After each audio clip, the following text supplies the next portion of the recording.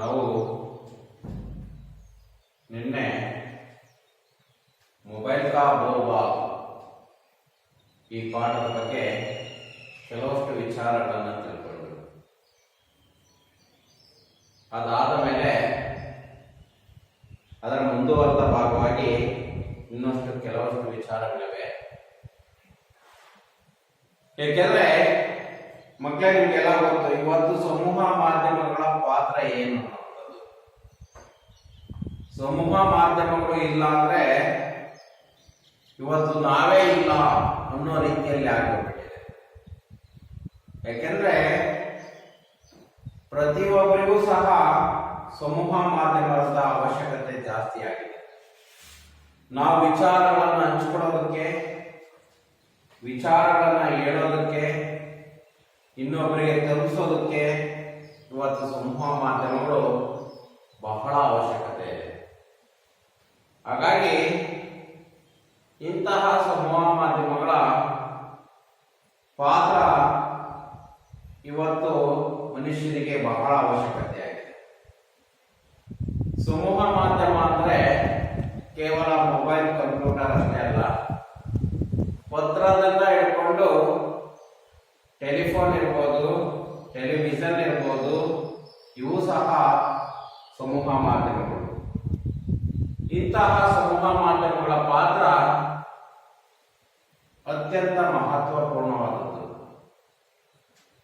ಇಲ್ಲಿ ಸಮೂಹ ಮಾಧ್ಯಮ ಇಲ್ಲ ಅಂದ್ರೆ ಇವತ್ತು ನಾವು ವಿಚಾರಗಳನ್ನು ತಿಳಿಸೋದಕ್ಕೆ ಸಾಧ್ಯನೇ ಇಲ್ಲ.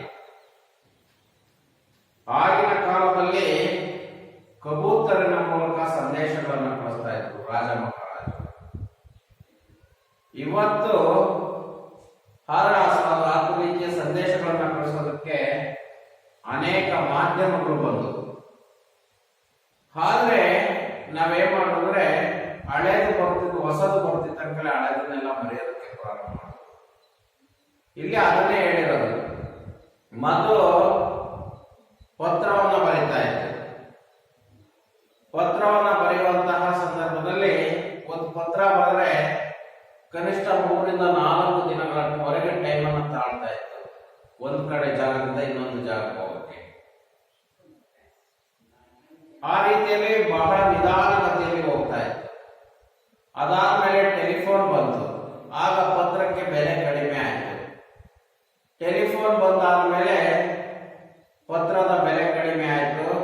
ಆ ಪತ್ರಕ್ಕೆ ಬೇಜಾರಾಯಿತು, ಯಾಕಂದ್ರೆ ಪತ್ರವನ್ನು ಬರೆಯೋರು ಇದ್ದಂಗಾಯ್ತು. ಅದಾದ್ಮೇಲೆ ಟೆಲಿಫೋನ್ ಬಂದಾದ್ಮೇಲೆ ಮೊಬೈಲ್ ಬಂತು. ಮೊಬೈಲ್ ಬರ್ತಿದ್ದಂತೆ ಟೆಲಿಫೋನ್ ಬಳಕೆ ಕಡಿಮೆ ಆಯ್ತು. ಆಗ ಟೆಲಿಫೋನ್ಗೆ ಬೇಸರ ಆಯ್ತು, ಈಗ ಆಯ್ತಲ್ಲ ಅಂತ. ಹೀಗೆ ಒಂದು ಹೊಸತನ ಬಂದಾಗ ಹಳೆದು ಬೆಲೆ ಕಡಿಮೆ ಆಯ್ತು. ಇದನ್ನ ಇಲ್ಲಿ ಈ ಪಾಠದಲ್ಲಿ ಮೊಬೈಲ್ ಕಿ ಬೋಲ್ಬಾಲ್ ಎಂಬಂತಹ ಪಾಠದ ಮೂಲಕ ಇದರ ಬಗ್ಗೆ ಹೇಳ್ತಾ ಹೋಗಿದ್ದಾರೆ. ನೋಡೋಣ ಮಕ್ಕಳೇ.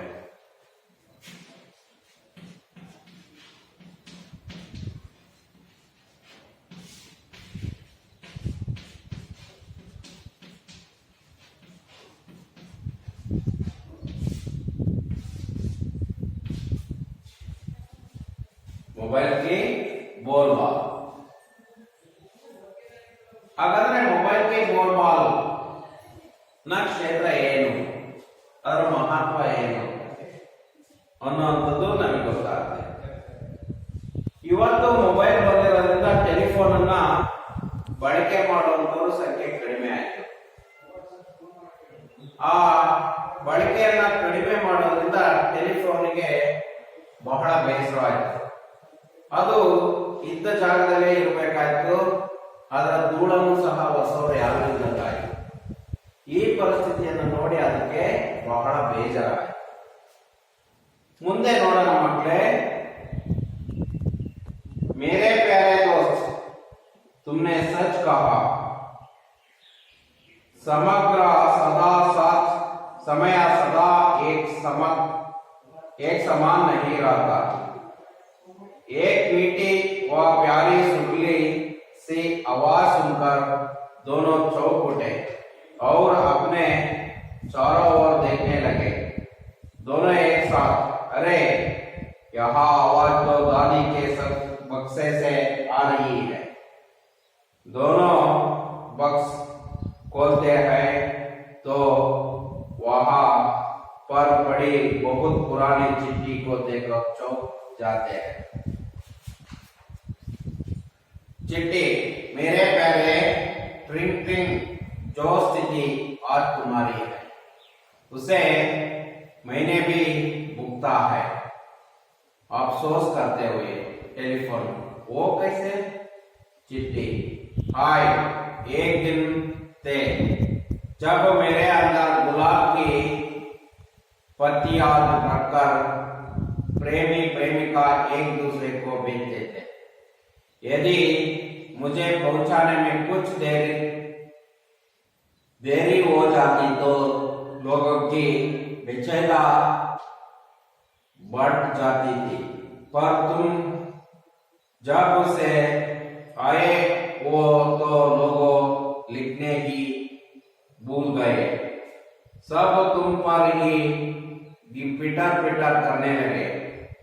मोबाइल दिलाला देते हुए चिट्ठी बाहर, निराशा मत हो, ये तो समय का हेरफेर है, सभी के दिन फिरते रहते हैं। चिट्ठी, यही तो मैं कहती हूँ भैया, तुम्हारे आने पर टेलीफोन बॉय को दुख नहीं मानना चाहिए, बल्कि खुशी खुशी आपका स्वागत करना चाहिए। दुनिया में कुछ भी शाश्वत नहीं, पता नहीं ये मानव जाति कल क्या नई खोज कर दे। मोबाइल, तुम सच कह रही हो।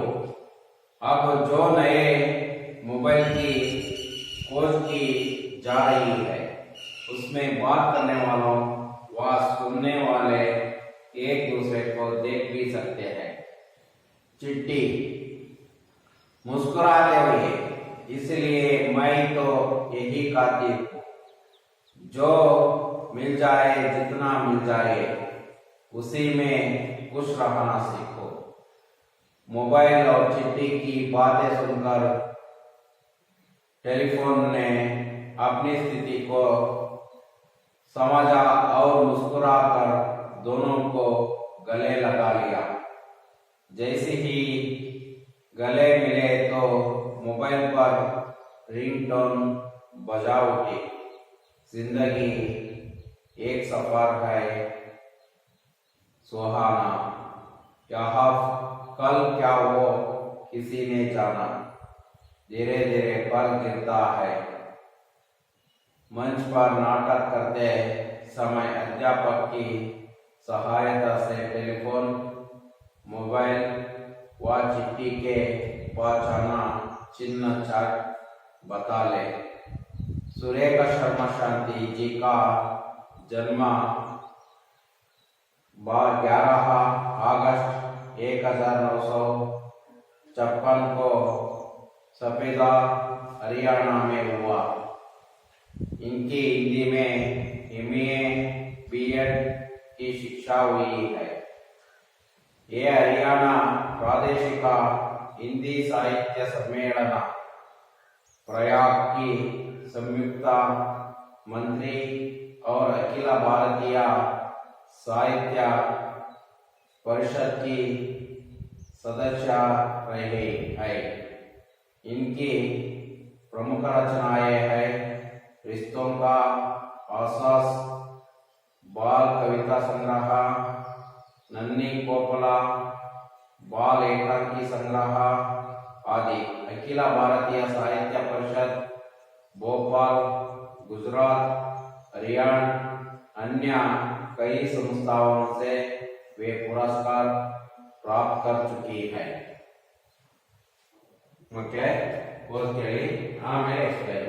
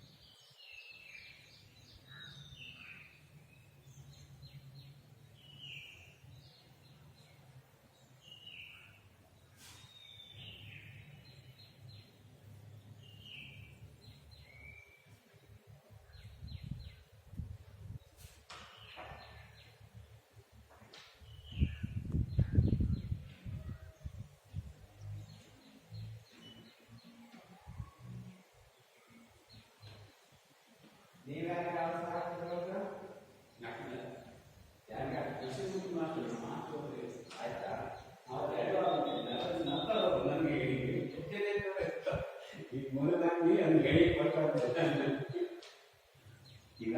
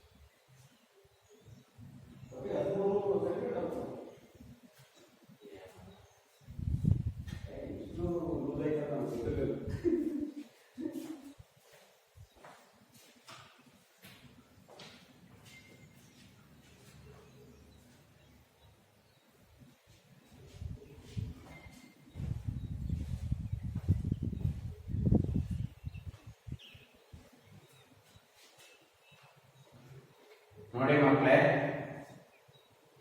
सुरेखा शर्मा शांति का जन्म 11 अगस्त 1956 हागंದ್ರೆ 11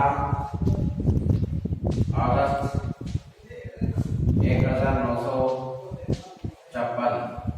1956 ಆಯಿತು. ಹಿಂದಿಯಲ್ಲಿ MA B.Ed ಅನ್ನು ಮಾಡಿ ಶಿಕ್ಷಣವನ್ನು ಪಡೆದಂತವರು ಇವರು. ಪ್ರಯಾಗ್ ಎಂಬಂತಹ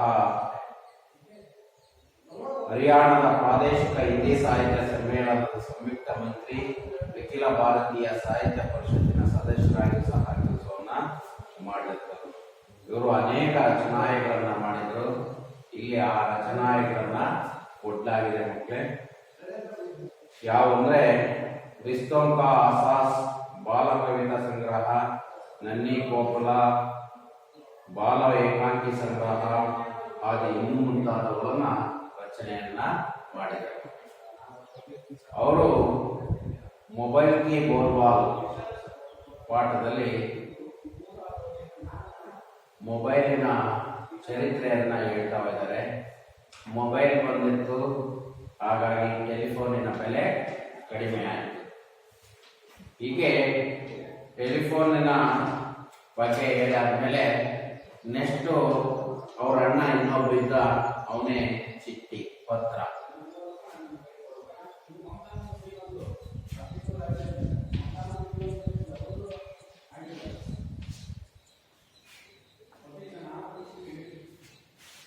ಚಿಟ್ಟಿ ಹೇಳುತ್ತೆ ಪರ್ದೆಗೆ ಪೀಚೆ, ಪರ್ದೆಯಿಂದ ಹಿಂದ್ಗಡೆಯಿಂದ ಮೇರೆ ಪ್ಯಾರೆ ದೋಸ್ತು, ನನ್ನ ಪ್ರೀತಿಯ ಗೆಳೆಯರೇ, तुमने सच कहा समय सदा एक समान नहीं रहता. ನೀನು ಸರಿಯಾಗಿ ಹೇಳಿದೆ, ಸಮಯ ಸದಾ ಏಕ್ ಸಮಾನ नहीं रहते. ಸಮಯ ಯಾವಾಗಲೂ ನಮ್ಮ ಜೊತೆನೇ ಇರೋದಿಲ್ಲ. ಸಮಯ, ಈ ವಾಕ್ಯ ಮುಖ್ಯ. समय सदा एक साथ नहीं रहता.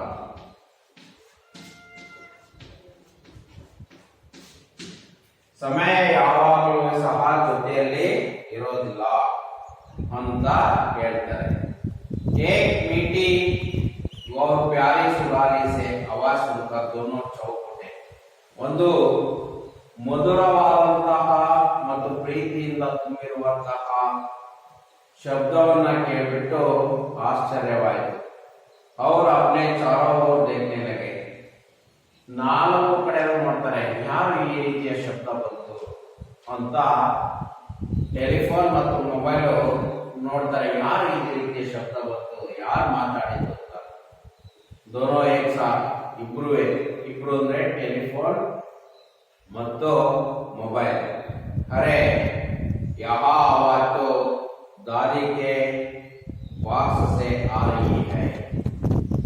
ಈ ಶಬ್ದ ನಮ್ಮ ಅಜ್ಜಿಯ ಬಾಕ್ಸಿನಿಂದ, ಬಾಕ್ಸ್ ಅಂದ್ರೆ ಪೆಟ್ಟಿಗೆ, ದಾದಿಯ ಪೆಟ್ಟಿಗೆಯಿಂದ ಈ ಶಬ್ದ ಬರ್ತಾ ಇದೆ.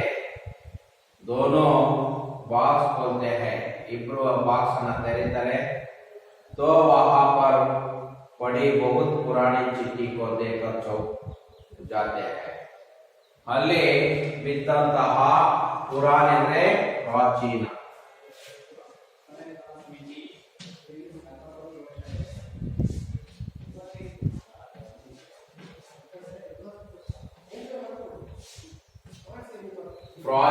ಪುರಾಣ ಅಂದ್ರೆ ಪ್ರಾಚೀನ ಚಿಟ್ಟಿ ಅಥವಾ ಪತ್ರವನ್ನು ನೋಡಿಬಿಟ್ಟು ಇವರಿಗೆ ಆಶ್ಚರ್ಯವಾಗುತ್ತೆ. ಆ ಬಾಕ್ಸ್ ಅಲ್ಲಿ ಇದ್ದಂತಹ ಪ್ರಾಚೀನ ಮತ್ತು ಪುರಾನೆ चिट्ठी को देखकर दोनों को आश्चर्य हुआ. दोनों का मतलब टेलीफोन और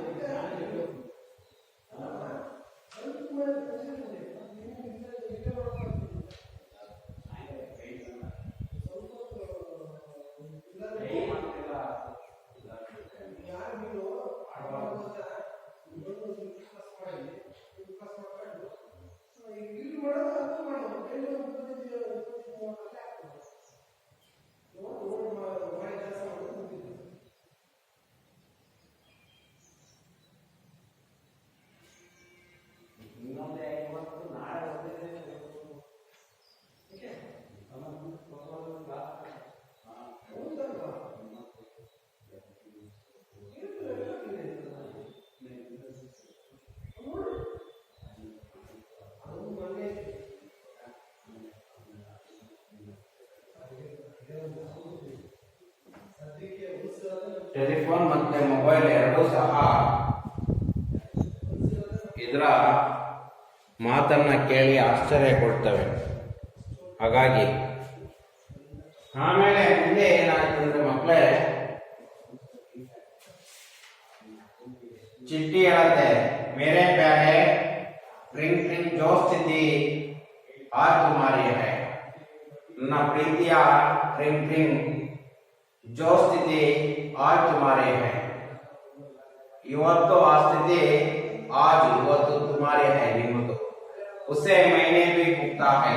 ನಾನು ಅಂತಹ ಸ್ಥಿತಿಯನ್ನ ಕಳೆದು ಬಿಟ್ಟಿದ್ದೀನಿ ಅಂತ ಹೇಳುತ್ತೆ. ಟೆಲಿಫೋನ್ ವಹಾ ಕೈಸೆ ಅದೇಗೆ. ಚಿಟ್ಟಿ ಹೇಳುತ್ತೆ ಹಾಯ್ ಹೇಗಿದ್ದೆ, ಒಂದು ದಿನ ಇತ್ತು, ಕ್ಯಾ ದಿನ ಯಾವ ಏನು ದಿನ ಇತ್ತು. जब मेरे अंदर गुलाब की पत्तियां रखकर प्रेमी प्रेमिका एक दूसरे को बेचते थे.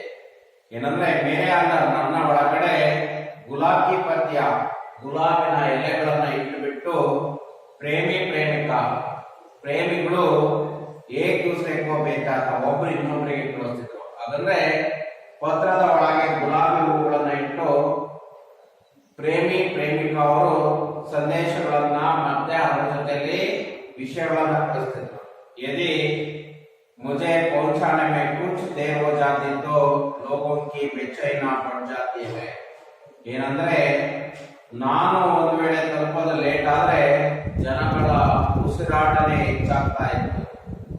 पर तुम जब से आए ನೀವು ಯಾವಾಗ ಬಂದ್ರೆ तो लोग लिखना ही भूल गया है. ಬರೆಯೋದನ್ನೇ ಮರೆತುಬಿಟ್ರು.